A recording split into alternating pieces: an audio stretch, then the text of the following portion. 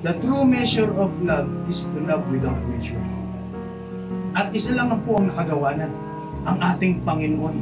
Bagamat tayo'y makasalanan, sinasaktan natin ang damdamin ng ating Panginoon. Pero ang kanyang pag-ibig, mga kapatid, ay hindi nagmamaliw. Ang kanyang pag-ibig ay hindi nagbabago. Ang Diyos lang ang gumawa ng ganyang bagay, mga kapatid, na minahal po tayo ng walang katumbas. Kaya sa kanya yung agape love, unconditional love, mga kapatid. Minsan nasasaktan natin ang Panginoon. Minsan, mga kapatid, gumagawa tayo ng mali sa harapan ng ating Panginoon.